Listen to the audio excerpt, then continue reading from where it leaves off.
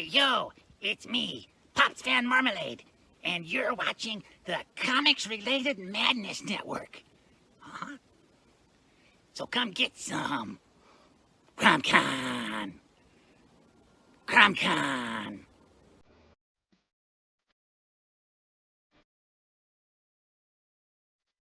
If you're a fan of comic books and comic book conventions, Daytona Beach Comic Con needs to be on your list of must-attend events. It's a show that actually focuses on comic books. Imagine that! This year's event is happening on Saturday, September the 6th, and Sunday, September the 7th. Silverline creators will be there, so we'll see you at the show. There's a new convention in town, and it's sure to be mega fun without the mega expense. Comics, toys, collectibles, pop culture. ShadowCon, Saturday, February 1st, 2025, in Orlando, Florida. Silverline creators will be there, so we'll see you at the show. If you find yourself in the Orlando area, and let's be honest, doesn't everyone come to Orlando for the House of Mouse? Head over to Coliseum of Comics to get your comic book fix.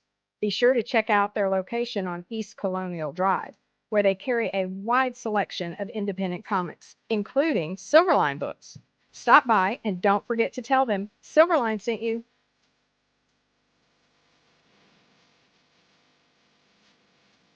Hey, if you're an independent comic creator looking to get your comic printed, look no further than Kablam Digital Printing.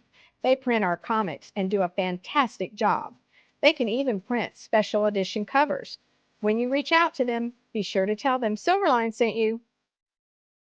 Hi, this is Tim TK, host of That Silverline Show on Tuesday. Join us at 11 p.m. Eastern, 8 p.m. Pacific every Tuesday night as we discuss pop culture and the joys of making comics. Hi, I'm Barb Kilber, co-host of Silverline's Wednesday Wham. Join us each Wednesday nights as we discuss comics, literature, movies, and anything else that may catch our attention. I'm Roland Mann, and I host Silverline's Silver Sunday. Join me every Sunday at 8 p.m. Eastern as we make mine Silverline.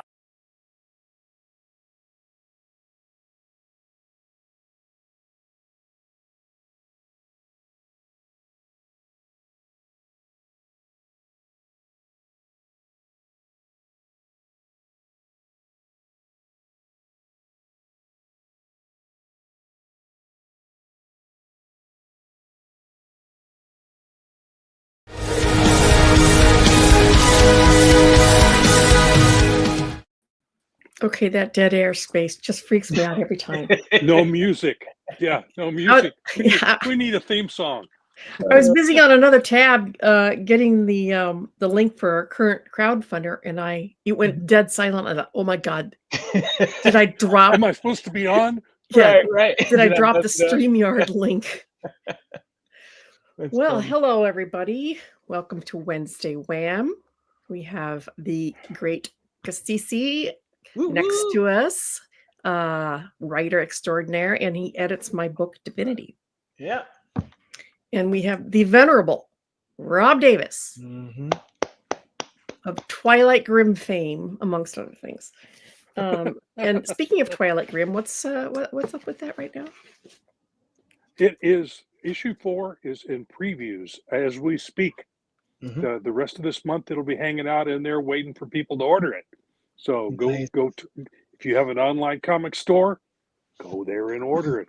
If you have a local comic shop, which is better, go order it with them. Tell them you want copies and ask them to put a couple extra on the shelf if they can.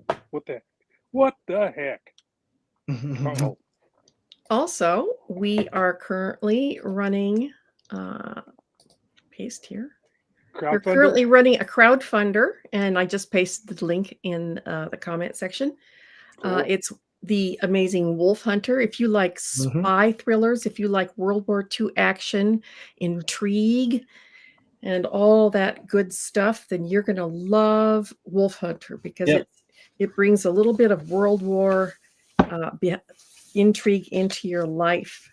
My dad would love this. Like we need that. More intrigue. Enough intrigue in our lives. Yes. Well, we're here tonight to talk about the do's and don'ts of networking at a convention, at a Comic-Con. This is gonna be. I'm learning. I'm learning tonight. We have a newbie. Oh, yay! We have a convergent. Yeah, and I'm gonna ask some questions too, so this is gonna be interesting. Okay. All right. Good. Well, I've been to many, many, many, many conventions. I would have to say 90% of my work came from networking at conventions. Mm-hmm. Yeah. And the other 10% Absolutely. word of mouth. Yeah. Yeah. What is networking for all you babes in the woods out there? It is leveraging your public appearance at a comic book convention to advance your professional goals. Otherwise, you're trying to get a job in the comics industry. And how do you go about presenting yourself at a comics con? How do you go about getting somebody's attention? This is what we are going to be talking about tonight. So what is the first thing you would think, Kaz, that you need to do? I think you need to, and this is as somebody who's just thinking of it and has never done it, right? I think that in order for me to make a connection with people, I have to practice in as shortest time as possible. I don't want to say pitching myself, but presenting myself in a way that is relatable and being somebody that someone wants to work with. And that's probably a lot easier said than done, because you only have a short amount of time to make a really good first impression. What is your elevator pitch? That you were is on exactly an elevator right. with an editor. What would you say to him, or a publisher, anybody? What would you say to them to convince them to hire you to write or draw or whatever? Develop that's an elevator pitch. The elevator pitch is what that's called. Practice it in front of a mirror if you have to. If you were like me, and I can't believe I'm sitting here on a podcast talking to all you people like that, but I had to teach myself to be an extrovert because I'm naturally an introvert. I sit here in my studio. Most artists are. So all three of us. I consider myself an introvert too. You wouldn't tell that from meeting me at a convention or seeing me here. But, I prefer to be sitting over there at the computer or at this drawing board working on something. Absolutely. Than talking to people at conventions. But once you get there, though, and once you get how to do it, it actually becomes fun then. And you make friends. And that's a huge deal, because that friendships can come full circle. And round up business for you. But the first thing you have to do is you have to deal with your anxiety. The very first time I ever went to San Diego Comic-Con, I was such a bundle of nerves. Even I approached the people at the Work Graphics booth, and Wendy Peeney says to me, she goes, how can I help you? You have just got waves of anxiety coming off of you. That was kind of her, though. Yeah. Well, she's been on the other side of the table. Yeah. So, that's part of it. It's a learning process. You have to force yourself to go up to people and initiate a conversation. Or you need to, when a conversation is brought to you, you need to be receptive. When doing a portfolio review or sitting down with an editor, you would be amazed at how just listening to somebody can open up a whole new area of networking for you. Carnegie wrote a book called How to Win Friends and Influence People. And one of the biggest things that he said was that people like to talk about themselves. You need to encourage us. Don't sit there and talk about, and I'm really bad about this. Don't sit there and talk about yourself, how great you are. Get the editor or the publisher or whoever, get them talking about themselves. And they have a tendency to see you in a positive light if you are receptive to their greatness. Well, yeah, it's kind of like going on a date. I mean, when you're on your first date, the best thing you can do is not yak about yourself. If they want to know something about you, they'll ask. So what you do is you ask them about themselves. Everybody, me included, loves talking about what I'm interested in Yeah. and what I like to do, and about me. So ask. That's good practice just as a human being. I would imagine it's such a. Oh, go ahead, Rob. Sorry. Well, like you sit down on a bus next to somebody you don't know. Are you just going to sit there like a bump on a log? You can, but it's a hell of a lot more interesting ride if you start asking questions about the person next to you. If they're reading a book, say, and they have a book. If they're reading it, leave them alone. But if they have a book, ask them about it. So it's just stuff like that. Open, get them to talk to you. And I'd imagine it's such a double-edged sword too, right? Because even though you are seeking, and I'm going to call it voice of the customer, right? Like even though you're trying to engage with them and make sure that you're learning about them, you have to be prepared to talk about yourself too, and not be all over the place, right? Like make sure that you can communicate succinctly, right? To get, hey, you asked me a question about me. Here's a presentable way to do that, and then let's get back to you, right? And if you're not prepared to do that, if you're, you like, I guess it's okay to stumble, but if you're all over the place and no one can get a clear sense of what you're saying, that probably is like horrible. Yeah. Like, it's been proven that if you're trying to get a job, that the person who's interviewing you seems to have a more favorable opinion of you if you can get them talking too. And it's not just sitting down and telling them how great you are. And back to the elevator pitch. You need to perfect an elevator pitch. They call it an elevator pitch for a reason. It's based on the fact that if you're in an elevator with somebody, you step in, and, oh my God, there's the person you've always wanted to talk to. You basically have 30 seconds between floors to pitch your idea, your book, your skills, whatever. So you try to condense it in 30 seconds. Practice in front of a mirror if you need to, but get it down. And then you go to your portfolio review. I'm looking at my notes here. Always when you're going to a convention, I did the kitty. Bring your cat. Yeah, bring your cat. I would hire you in an instant. Never go to a convention without your portfolio. If you're a writer, it's a different type of portfolio. But always have not only your portfolio, but samples that you can give out. Now, don't bring everything you've ever done. That's a big no-no. Bring a very concentrated 3 or 4 samples. And have extra envelopes full of those samples, whether it be artwork or writing samples that you can give away while not giving away your actual portfolio.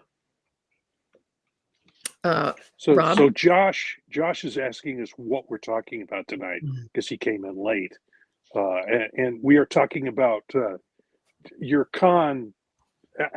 If you're trying to get a job from a comic book company, what's your con persona? What is it you do in order to get, past the anxiety of walking up and showing your work?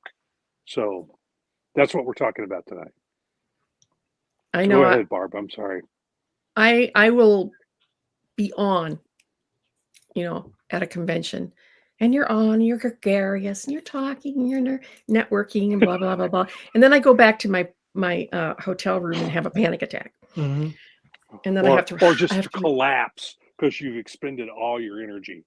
Yeah, it's very strenuous. You would not believe how exhausting it is to be on constantly. I just did over the weekend, I did a 2-day show, and that's at a mall, and it has to be mall hours. So it goes from 10 in the morning to 8 at night, and at your table, and you have to be on the entire time. And it is exhausting to constantly be upbeat and receptive. And it's not, if you have a table at a convention, it's not just the folks on the other side of the table you have to be concerned with either.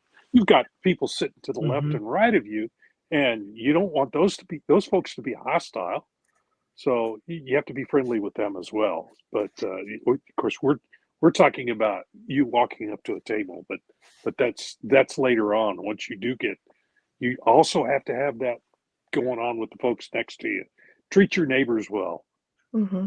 Now, I have a question since we're on this topic of, hey, you're approaching people, you're networking, you have your elevator pitch.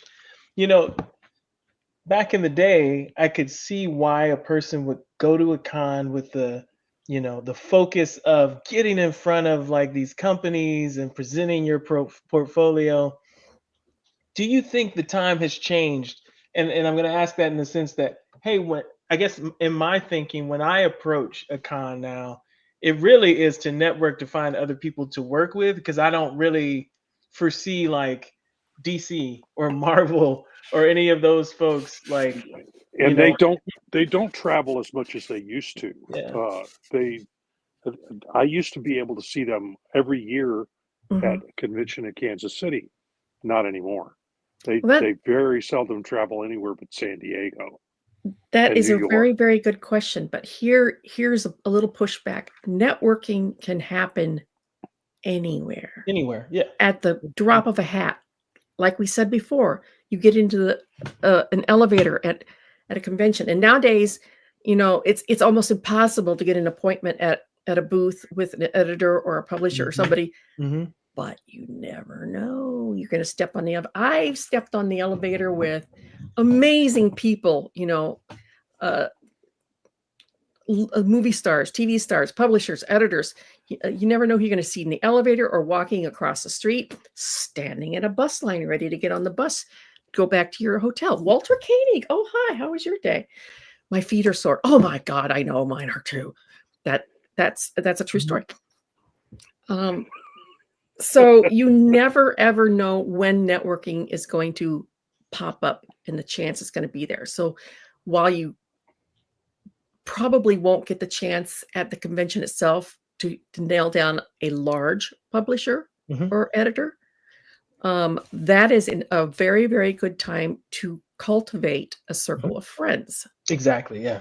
You are cultivating relationships, and don't be fake about it either. I mean, be real about cultivating your relationships. One of the biggest assets in the comics community is friends.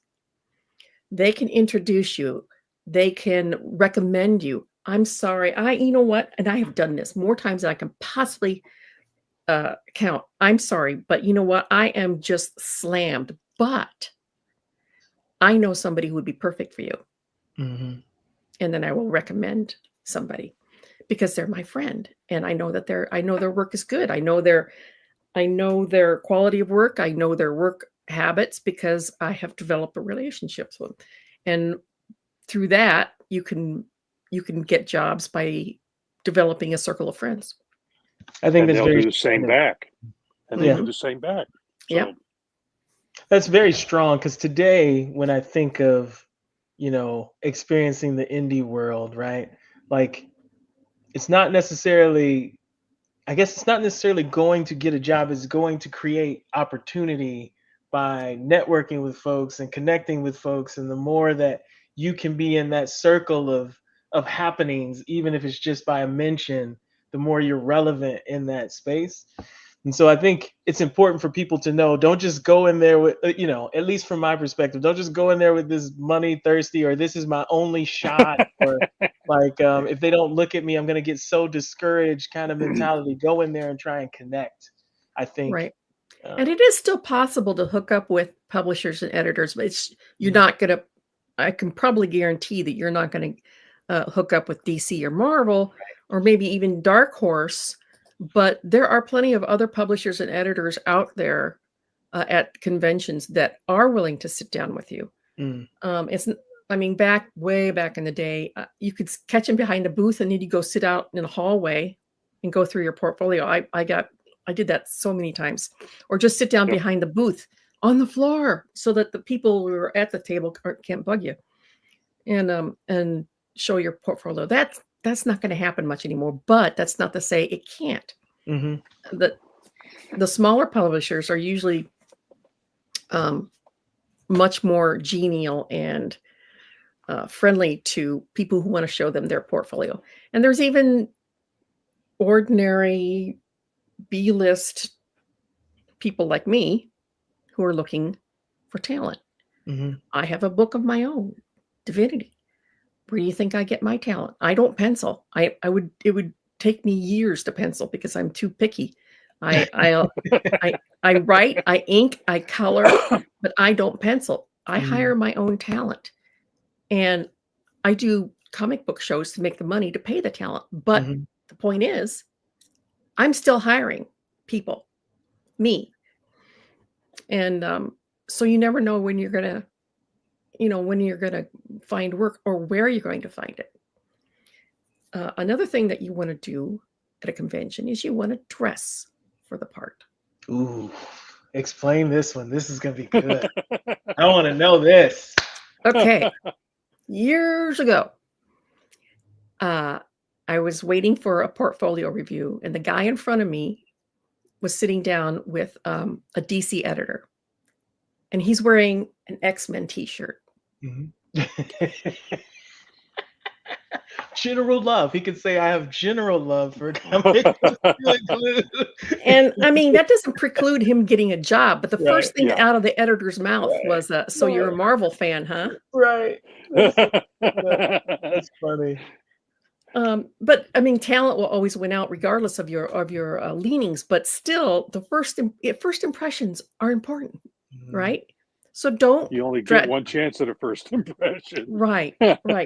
Don't come in a cosplay outfit to a portfolio review. Don't come all decked out in your fan gear for a portfolio review. Dress up? No. Well, I don't. No. I mean, I dress like I'm going to a casual business, maybe. Casual. Casual. Clean jeans, smell nice, comb your hair. Smell nice, but take a shower. Oh, yeah. Bathe yourself before. Oh, please smell good. And wear a generic shirt. Yes. Wear a generic shirt. Yeah. Oh, yeah. There's shirts out there that could be more general than you can still wear a t-shirt. You can, but just don't wear one for a company that you're not going to go see. Yeah, that's funny. The guy came with an X-Men shirt for a DC interview. Wow, that is great. Yeah, of course. Like I said, if he was talented enough, they wouldn't. But still, their first impression was like.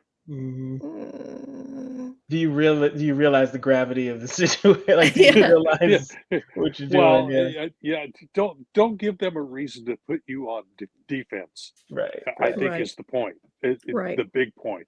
Don't give them an excuse to put you on the defensive. Now, if you know it's coming and you got a good comeback, you could probably be okay. Yep. But why set yourself up? Yeah, I mean, you don't have to dress for success, in a three-piece suit or anything like that, but don't dress stupid. Be professional looking, at least a little bit. I used to wear jeans and a t-shirt with a blazer over it. That was casual enough, but it was also dressy. So, just be careful how you dress. Dress for the part that you want. If you want a job at Marvel, then dress in Marvel stuff, but don't try to go to DC. Right.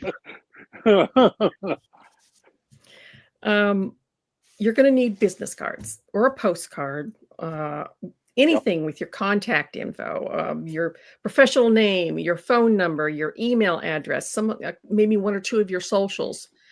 Have them handy. I used to stick them behind my con badge. In the little plastic. I used to stick a bunch of them behind my con badge, and then so I could just whip them out and hand it all over the place. Hand those suckers out. I have got a whole box here of people's business cards. Yeah. People have handed me. Vistaprint's a real good source for inexpensive business cards. Overnight Prints is another one, and they have pre-made designs so you can just plug your information in. And have them send you some. So, but yeah, definitely get business cards. I made my own back in the day because I printed them out on the computer. but it's much better to have them professionally printed. But that was better than nothing. And that's exactly how I broke into the industry, is giving somebody a meeting. I met R.A. Jones at a convention in Wichita, Kansas, handed him my business card. And months down the road, he was having trouble with the artist on the book he was working on, Scimitar. And he got out my card and called me up and said, would you be interested in working on this book? Just a couple of issues. And I said, sure. And that was it. That was it. After that, the dominoes started to fall. So it's making those connections. Yeah. And what was I going to say? I don't know. I forgot. Now cards are probably really cool. Oh yeah, at my shows, I have a little business card rack on there, and I don't have my personal phone number on any of my business cards. I have 2 sets of business cards. I have one I give out at shows with general stuff like my socials, my email, and what I do, and then I have a set of professional cards which also has my phone number on it. And at shows, people take my cards. I'm constantly having to order new cards because people are taking my cards all the time.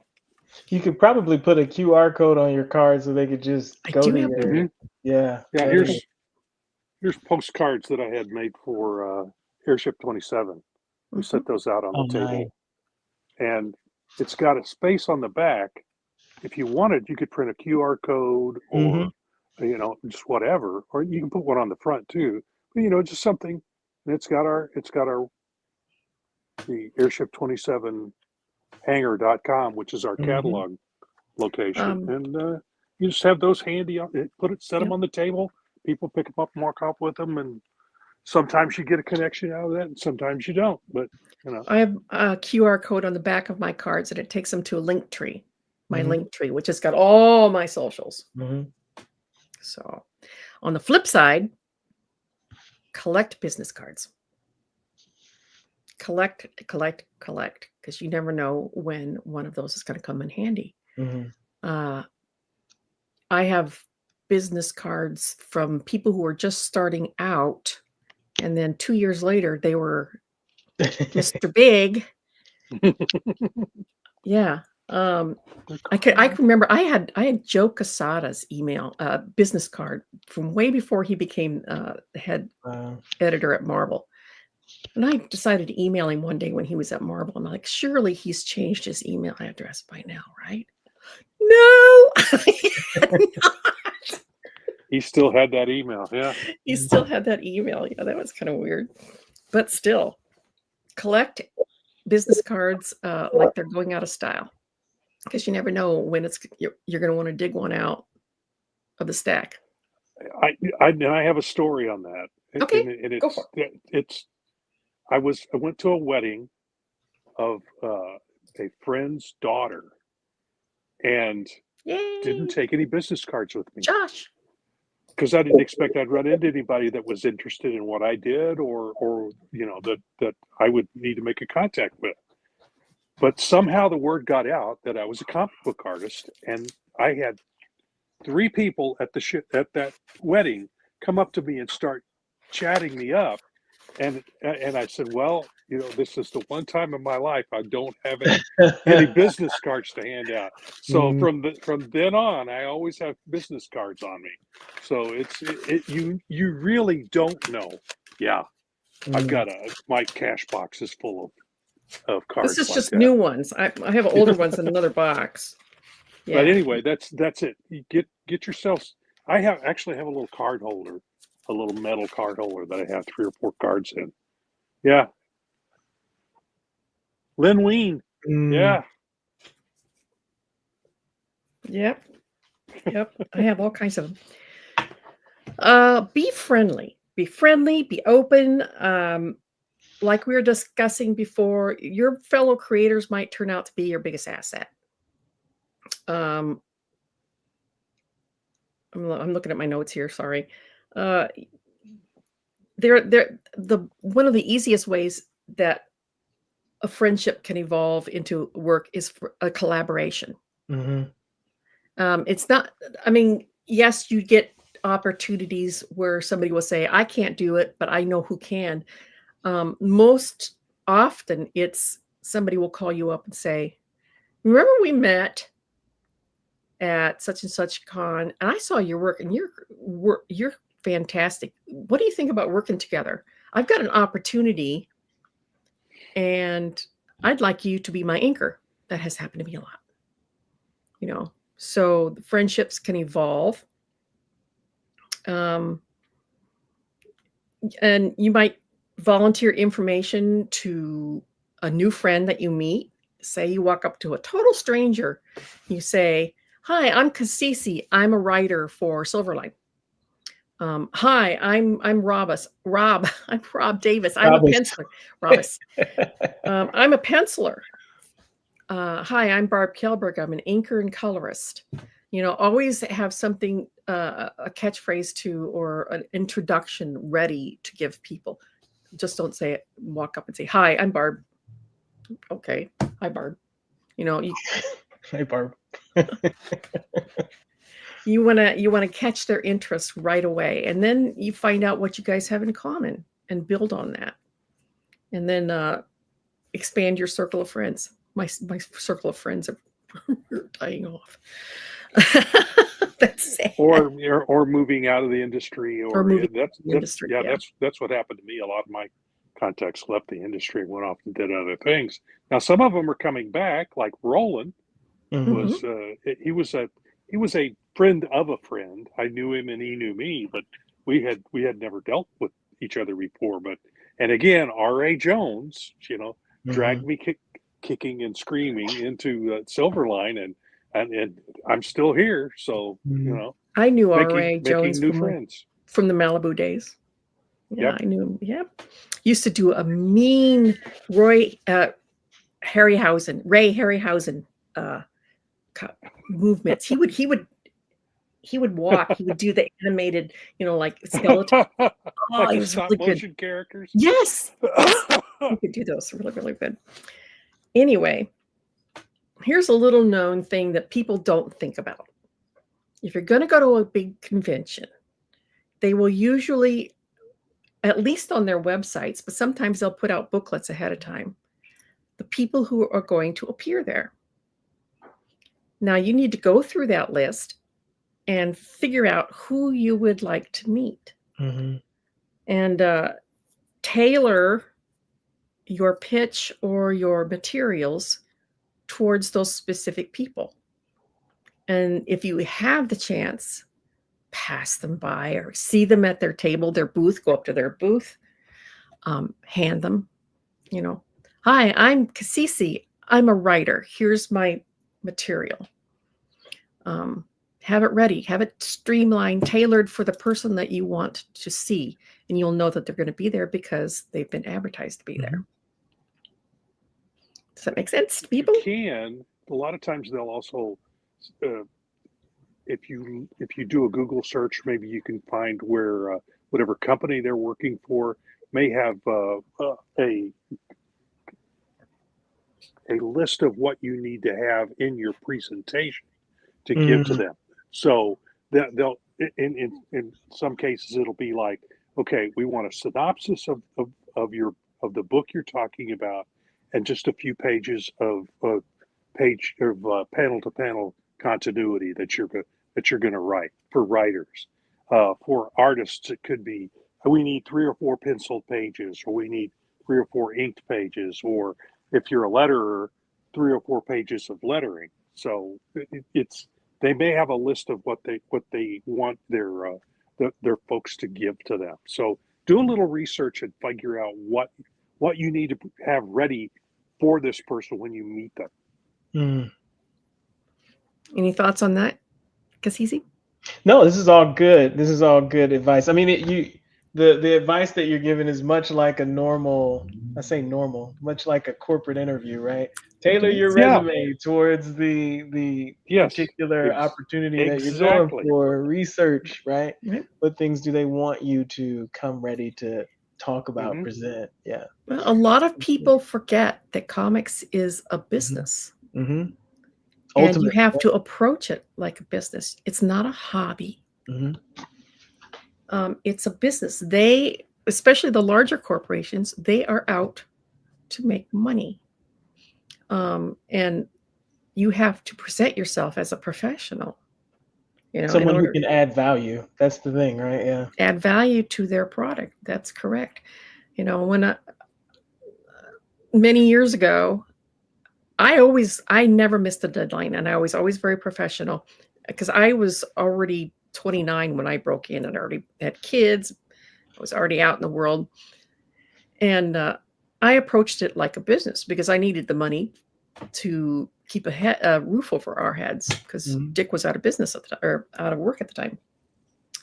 And then I got stuck with young kids, artists who are in it for the glamour and the fun, and we would get behind, and you know, and guess who had to catch it up? Right. And then I'd call them and say, "Where's my pages?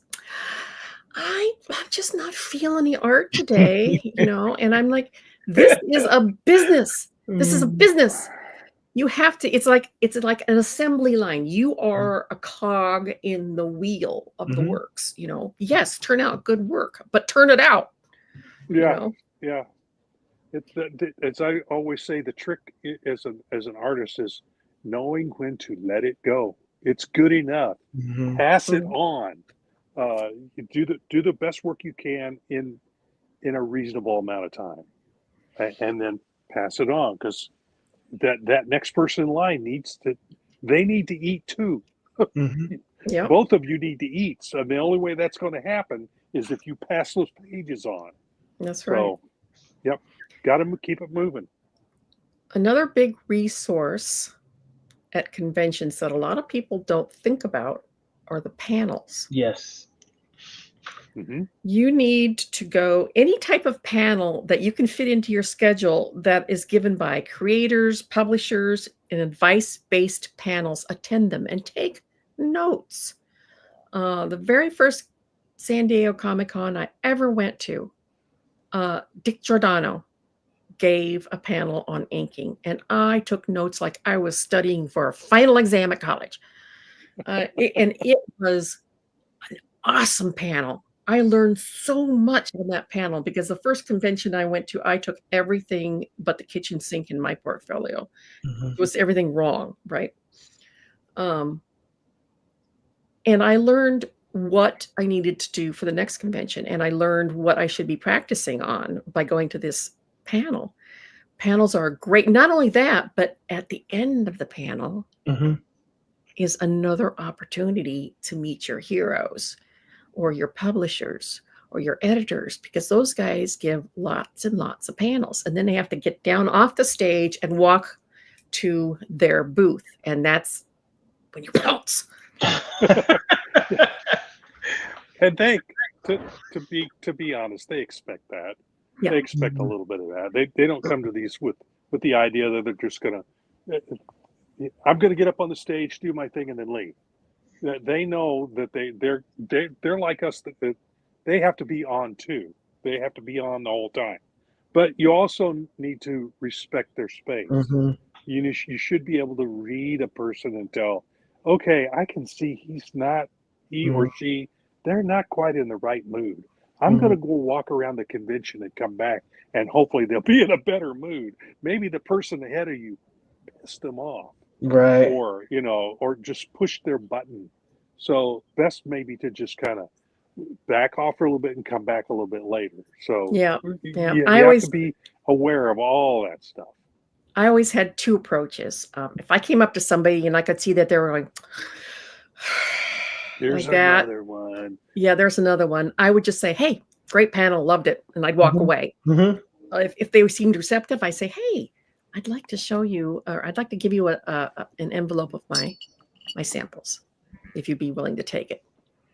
So yeah, you got to have two approaches. You got to have the fine, I'm going approach, and then the hey, as long as you're here approach.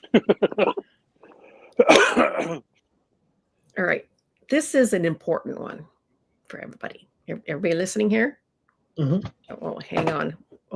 Roland wants to come in. Hang on just a second. Yeah, I'm seeing. Oh, Roland's going to join. Yep. Good. That's a good thing. Yep. Hang on. Yeah, he can bring some insight here because he's been behind that table for decades now, so he can help you out there.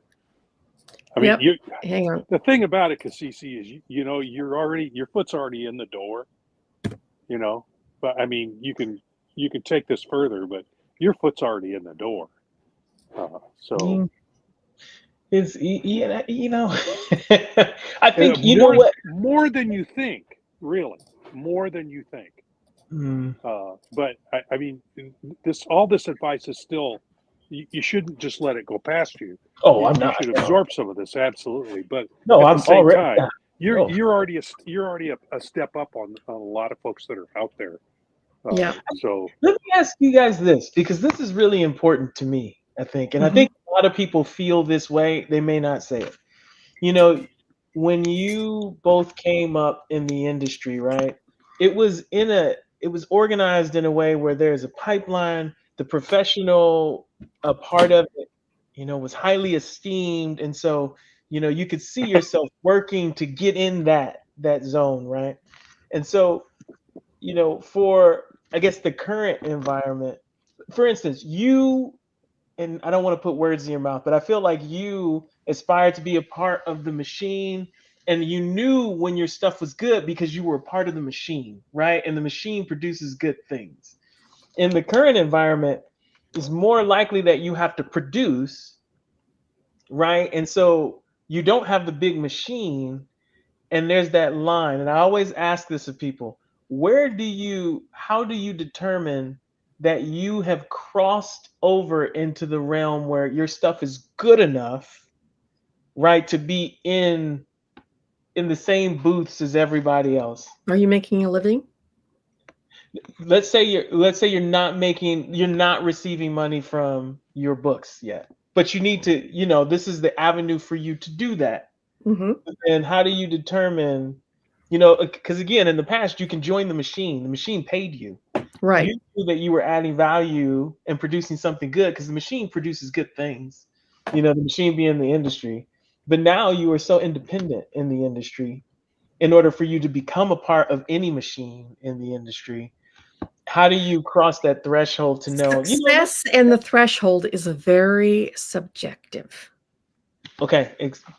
Talk to me. Yeah. It's very subjective. Yeah. Do you have a fan base? Doesn't matter who you work for. If you have a fan base, if people want your product, you're a success. Any number of people. Yeah. I mean, you could have 10 fans and you could count yourself successful because you've got something other people want. I think that's great advice. I think that's great perspective, right? Because you get lost, and I need thousands of people, right? Hundreds of thousands of people, right? And Rob and I have been all the way to the top and all the way back down to the bottom, and now we're somewhere. We've found a comfortable niche. It wasn't top tier. I never made it to. I never did any of the superhero books. Which are the top tier, which Barb has done. I was the flavor of the month for a while, but and everywhere in between. And I never felt like, oh, I've made it. No, because I felt that way when I did the black and white Planet of the Apes. Yeah. Yeah. I felt that way when I was working on Ultraverse. I felt that way when I did Godzilla for Dark Horse. I mean, Godzilla, come on! Well, it's really about, in my case, it's really about you just taking pride in what you do. Like it has to be independent. If you have any level of a following, I won't say you're good enough, but you could feel like you can put something out there, right, and be a part of the machine. So to actually go to a con and be confident enough to go, man, I could see people going, I don't know if I should give the person my portfolio, right? Does that make sense? I know some what harm is it going to do? And I think that's important to say. More harm is chickening out and never doing it. Right. Well, And being in the that's what I was going to talk about, because there are lots of people out there who have talent out the wazoo, but they can't make that step from you when you're first starting out. You're thinking, okay, I'm going to fake it till I make it. And you work at it, and there's a point at which you go, okay, I'm not faking it anymore. I'm actually doing it. But there are the people out there who never get past that. I'm going to get caught I'm faking it, and I'm going to get caught any minute. And that scares the crap out of them, and they can't make that final jump. It's hard for me to explain how to get past that. But there's a point at which your ego and your self-worth, you have to go, okay, I may not be Jack Kirby, I may not be Neil Adams, but I'm doing decent work, I'm getting work, and I'm doing it at a professional level. So I'm not faking it anymore. I'm actually a professional. And getting to that point is tough. Because there's that anxiety, there's that wall in there, and the anxiety until you get past that, and then it's, oh wait, I'm here. Because if you're working constantly at getting better, eventually you'll pass the line and you won't even realize you passed it yet. Boom, you're there, and you go, oh wait, the wall's back there. Yeah, wow. When did that happen? Yeah. When did that happen? As far as success is concerned, and I'll go back to this show I just did this weekend, all the money that I make goes back into divinity. So I'm not making a profit on my own book. I'm hiring my talent. I'm doing stuff. I don't make any money on divinity. Roland's trying to get in here. and so she and I are in a position that I don't need to. I'm retired. I have retirement. I'm retired and I've got an income. Right. So I don't have to worry about this being my income. So, however, 2 days before the show, somebody PM'd me on Facebook and said, "Are you going to be at the show this weekend?" And I said, "Yes." He goes, "Great, because I want to get Divinity number 4. Oh, that's awesome. I'm going to go specifically to get Divinity number 4. Now, at the con, I had a girl come up to me on day 1 of the show, buy Divinity number 1, went home, came back the next day just to get 2, 3, and 4. That's awesome. That makes me a success. Yeah, that's awesome. Yeah. Those two things are the best compliments I could ever get. Somebody who contacts me specifically asking if I'm going to be at the show so he can get Divinity number 4. Or somebody, and this has happened more than once, buys number 1, goes out into the lobby and reads it, or goes home and reads it, comes back, and I have to have 2, 3, and 4 now. Yeah, I've had that happen. Now you know you were successful. Roland. Can you hear me? We can. Yay! Hey. What's going on? We're talking about how to network. I have been. It's a lot harder to connect from my phone in a moving car than I thought it would be. That's that sound. Okay. Yeah. Y'all for like 30 minutes. You're cutting in and out. I'd like to add something, if I may. You better believe. So one of the great things that you can have as a creator when you're meeting people is a sample of your work. When I was an editor, I hated it when people came up and gave me photocopies, but I absolutely loved it when they said, "Hey, I made this comic. Do you want it?" And I'm like, "Man, yeah, give me your comic. I want to see it." That's cool. Yes. Very good point. Very good point. Have something that you've done. And that's easier to do today than it's ever been. Yes. Yes. Thanks to way easier. Yeah. God, thanks to print on demand. Right. Yeah. Much very easier. Easy. Here's one of the most important things I can stress about trying to break in. Be careful of whose toes you step on your way up, because they may be attached. They may be attached to the ass you have to kiss on the way down. Oh, Tommy chimed in. You got to be willing to. Oh, go ahead. Yeah, go ahead. Keep putting. You got to be willing and able to keep putting yourself out there. Take all the comments, good and the bad, and use them to make yourself stronger. That is Very correct. Good. Absolutely. That is correct. Yep. That's it. So be kind. Be kind to everybody, because that will pay off in the end. And people will remember you for your professionalism and your kindness.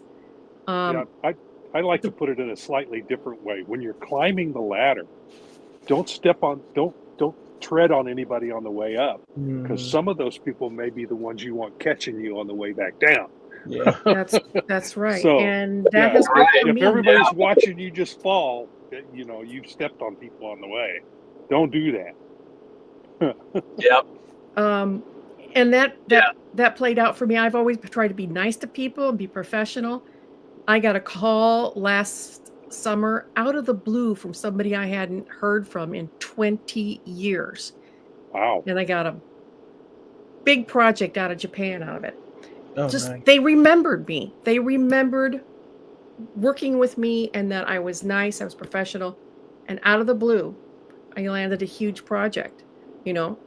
It pays to be nice. I mean, I know that sounds corny, but it's true. Be nice, be professional, be courteous. It is true. Yeah. Because the other side of that is, I don't want to work with people who are jerks. Yeah, that's true. And that leads me right into my big don't list. Uh-oh. Don't say anything negative about another individual in the industry. That can affect your own reputation and come back to bite you in the ass. Just be nice, and leave politics, religion, and money at home. Don't bring those they don't belong in any conversation that has to do with comics. And I know people may not agree with me on that, but I don't do that on my socials. You don't want to limit yourself, because when you start dragging those things in, you're going to limit yourself. I mean, I know for a fact right now, some of the people that I collaborate with, that their politics and mine do not mix. But we don't talk about politics. That's right. We talk about comics. Leave it at the door. Yep.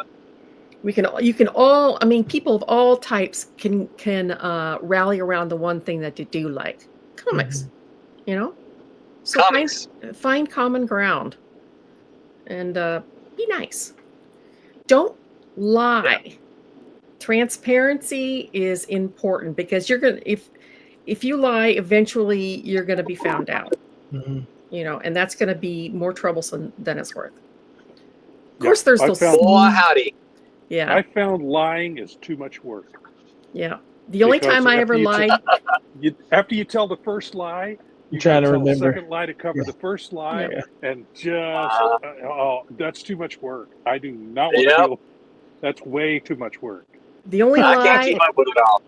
The only lie I ever told was to get my first job in comics when Chris Ulm, it was Chris Ulm or Tom Mason, asked me if I could do gray washes. I said, sure, no problem. No idea what it was, so I went home and studied on it. And I got the job. That's the only time I ever told a lie. Lied to get into the industry, but it worked. If I wouldn't have had the chops to back it up, that would have been one and done. So. I would have been found out. Over for you right then and there. Yep. That's right. That word would have got out real quick. Yep. Yeah. Don't sit at your table with your head buried in a sketchbook or on the iPad or your whatever. You're there to network. You are there. You're there to hustle. You're there to press the flesh. So one way or another. Yep. Be present at your table. Stand up. I mean, at least part of the time. I don't stand up all the time. My feet would fall off. But be present, be looking out at people, smile. You want them to stop at your booth, and they're not going to do that if you have your head buried in your sketchbook. You give off an air of an unapproachable vibe. It's so true. Even if I'm not interested in a booth, if you can get my attention, it pulls me away for at least a second to hear what you have to say, or even look down more closely at what you have. That's just I it. think that's very true. Yeah. People have a tendency to walk by the table with tunnel vision. They don't even look to the sides, right? You have to get them looking over at you. So I'll go, hi, good morning. Oh, I like your shirt. Hey, Roland, what do you say at the table when people walk Roland's by? a master at this. Roland, you still there? What do you say to people as they... Yeah, I don't know if you can hear me. Can. Yeah, go ahead. I think I must have a little bit of a delay. I usually say, "Hey, do you like comics?" and then I start off the conversation with that. Yeah, and what comics do you like? Yeah. Right. I find out, and usually they might have a shirt on or something like that will look. Hey, you like Batman? Or hey, you like Green Lantern? Well, let me tell you about these comics right here. Mm-hmm. Yeah. Yep. A lot of times, all you need to do is get somebody to turn their head your way. Yep. Most people will listen, even if they don't pick something up. Most people will listen. Yep. But they won't pick it up if they're not even looking. They might pick it up if you engage in them. Yeah. Mm-hmm. Yeah. There's at least the possibility if you get their attention, and even better if you can get them to pick it up or hand it to them. Yep. Yeah, that's big. But yeah, now I break one of Barb's rules here because I do sit and draw at the comics conventions, but I do it in a way I always look around as well while I'm doing it, and if somebody walks by, by my drawing, a lot of times people will say, "I wonder what he's drawing." Mm-hmm. In fact, at the beginning of a show, that's what I'll. If I'm not doing anything yet, if I'm not doing a commission, I'll just get out my sketchbook or get out a piece of paper and just start drawing what I want to draw, just for myself. And it gets people to stop. But you got to also be aware. You got to have good peripheral vision, because you got to catch those people as they walk by. Mm-hmm. You catch one and you see their eyes come over your way. You go, "Hey, how you doing?" Right. Yeah. I will just throw them a question. If the show is slow, I'll color, but I'll like this. I'm looking around all the time. Mm-hmm. I can usually get things going by doing a drawing of some sort. So but people love to watch artists draw. Yeah, and I usually try to sit in a way where they can see what I'm drawing, because the booth that I get at Kansas City Comic-Con, I'm at the end of the row. So people who walk by to the right of me can see me as I'm drawing.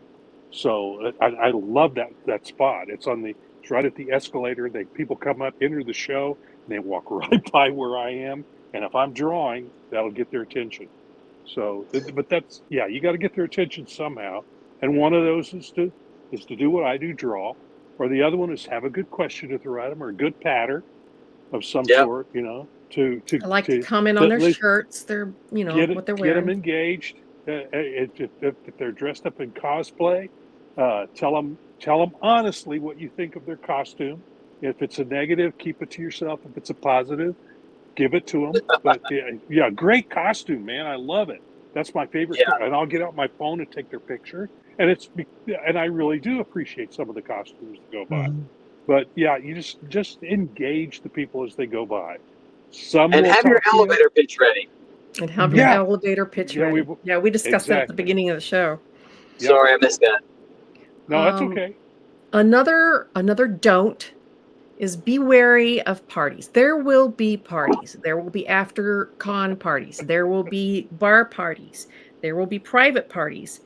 And go to them. Have fun. It's an absolutely fantastic place to network, but don't get drunk.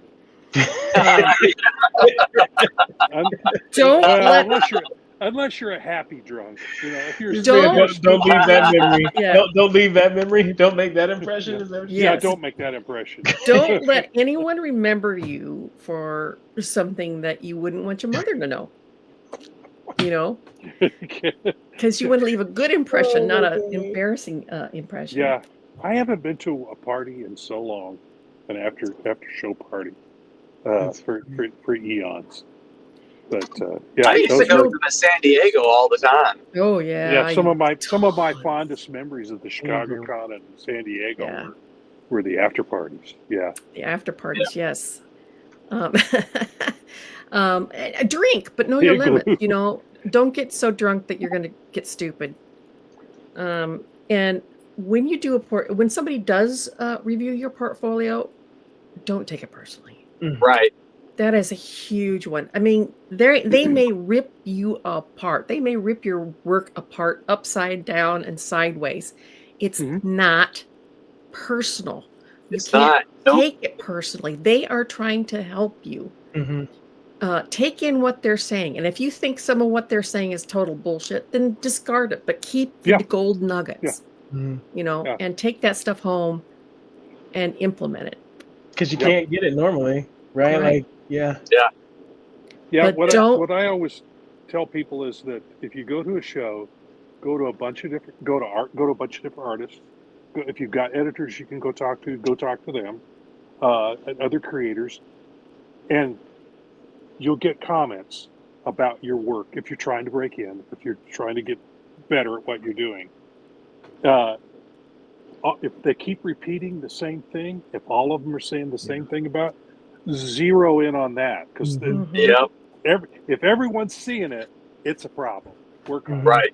So that's the one I got. But if there's a one-off, take it or leave it. Use your best judgment. Take or leave those. Some of those are actually useful. Some of them are completely useless. So it'll be a matter of you deciding whether you want to take those on or not. But if everybody's saying the same thing or something similar, you got to work on that item. That's the trick.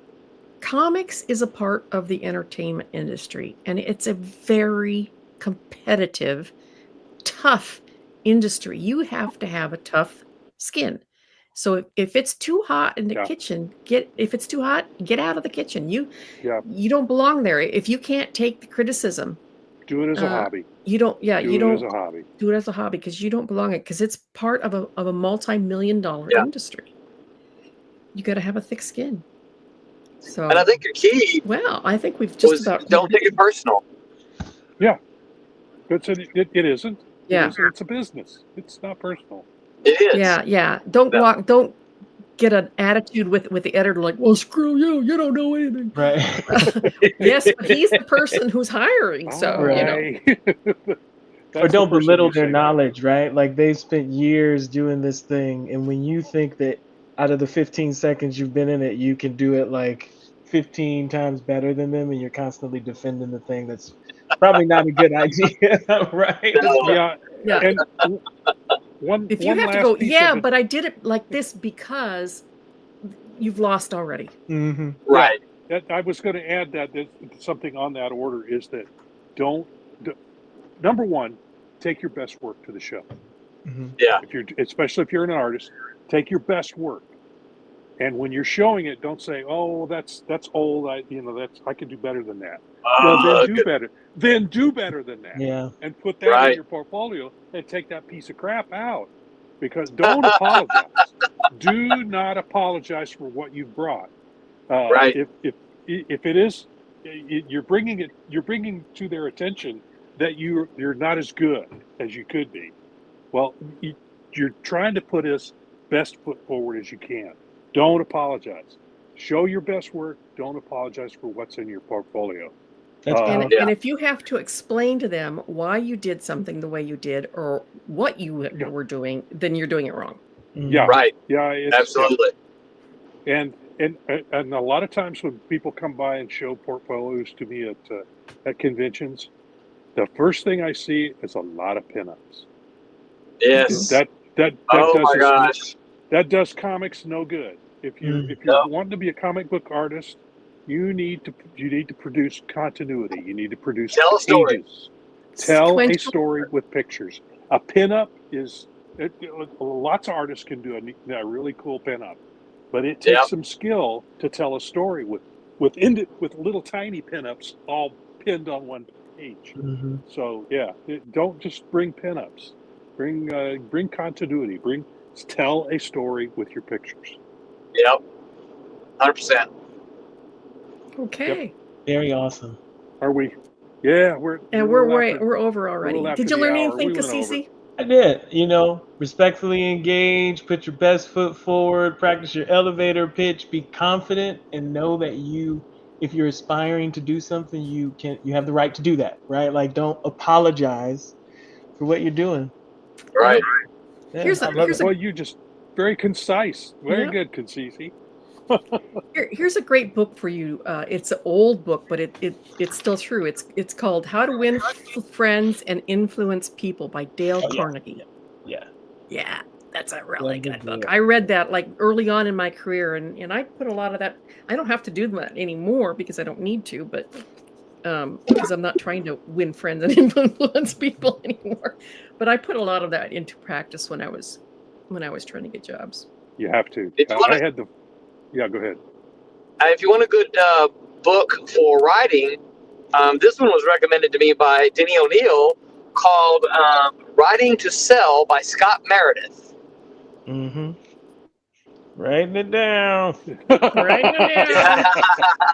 Writing to Sell. Writing to Sell. Scott Meredith. Very good. Yeah, because there's a difference between just writing for the enjoyment of it and writing to sell. That's right. Yeah. Absolutely. And this all circles back to the fact that this is a business. Mm-hmm. And even if you're only making enough, like I am at this point in time, to cover my my talent and my expenses, it's still a business. I may not be making a profit off of Divinity, but somebody is making a profit off of Divinity, and that's makes it a business. I've got my penciler working on number 7 right now. Woo-woo! Yeah, 5 and 6. 5 and 6 are penciled. I need to ink and color them, and I just sent the script off last Friday to my penciler. So that means I have already gotten the money together to pay him. Mm-hmm. So that's where all my money goes. Being that far ahead is excellent. That's very awesome. Yeah, that's great. All right. Anybody have any other pearls of wisdom that they want to impart before we sign off? Yeah, I think we're good. At least for now. There's always, there's always nice more. Job, y'all. There's always more. Yeah, thanks for the wisdom shared. Thanks for popping in, Roland. Yeah. Sorry my connection's so bad. Oh no, it's actually better now. Oh, that's that's good. Are you driving in the snow? No, the snow didn't make it down to me. I still got about an hour to go to get home, though. So. Oh well, it's only 17 below here, so come on. It's 39 here. Cold for you guys. All right. Well, everybody. Oh man, that's freezing to me. Are you kidding? It was 8 this morning. Yeah. All right, we're going to sign off here, everybody. So, as we like to say here on Wednesday Wham, make mine Silverline. Hi, I'm Greg Horn. Make mine Silverline.